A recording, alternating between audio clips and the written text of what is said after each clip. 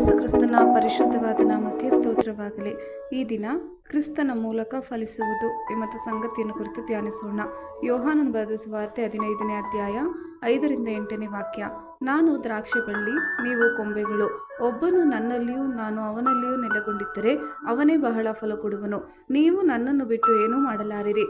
ಯಾವನು ನನ್ನಲ್ಲಿ ನೆಲೆಗೊಂಡಿರುವುದಿಲ್ಲವೋ ಅವನು ಆ ಕೊಂಬೆಯಂತೆ ಹೊರಕ್ಕೆ ಬಿಸಾಡಲ್ಪಟ್ಟು ಒಣಗಿ ಹೋಗುವನು. ಅಂಥ ಕೊಂಬೆಗಳನ್ನು ಕೂಡಿಸಿ ಬೆಂಕಿಯಲ್ಲಿ ಹಾಕುತ್ತಾರೆ, ಅವು ಸುಟ್ಟು ಹೋಗುತ್ತವೆ. ನೀವು ನನ್ನಲ್ಲಿಯೂ ನನ್ನ ವಾಕ್ಯಗಳು ನಿಮ್ಮಲ್ಲಿಯೂ ನೆಲೆಗೊಂಡಿದ್ದರೆ ಏನು ಬೇಕಾದರೂ ಬೇಡಿಕೊಳ್ಳಿರಿ, ಅದು ನಿಮಗೆ ದೊರೆಯುವುದು. ನೀವು ಬಹಳ ಫಲ ಕೊಡುವುದರಿಂದಲೇ ನನ್ನ ತಂದೆಗೆ ಮಹಿಮೆ ಉಂಟಾಗುವುದು ಮತ್ತು ನನ್ನ ಶಿಷ್ಯರಾಗುವಿರಿ. ಆಮೆನ್. ಫಲಪ್ರದವಾಗುವುದು ಕ್ರಿಸ್ತನಲ್ಲಿ ಎಲ್ಲ ವಿಶ್ವಾಸಿಗಳ ಕರೆಯ ಒಂದು ಕ್ರಿಯೆಯಾಗಿದೆ.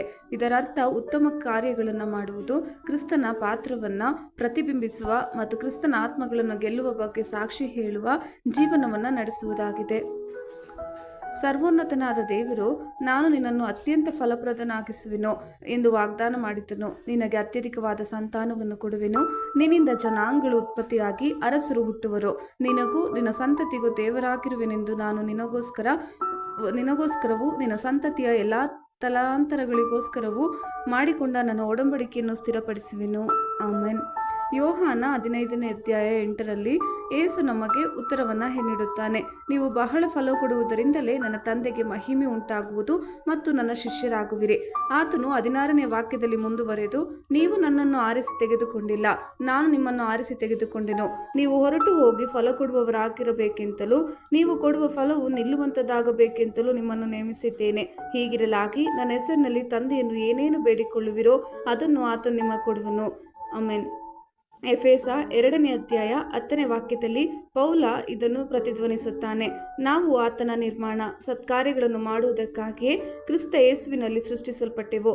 ನಾವು ಸತ್ಕಾರ್ಯಗಳನ್ನು ನಡೆಸುವವರಾಗಿ ಬದುಕಬೇಕೆಂದು ದೇವರು ನಮ್ಮನ್ನು ಮೊದಲೇ ನೇಮಿಸಿದನು. ಆಮೆನ್. ಎಲ್ಲದರ ಮೇಲೆ ಪ್ರಭುತ್ವ. ಆದಿಕಾಂಡ 1ನೇ ಅಧ್ಯಾಯ 28ನೇ ವಾಕ್ಯ.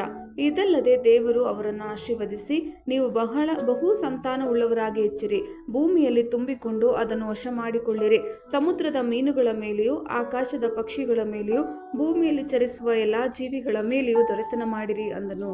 ಆಮೇನ್. ಯೇಸು ಕ್ರಿಸ್ತನ ಕೃಪೆ ನಿಮ್ಮೆಲ್ಲರೊಂದಿಗಿರಲಿ.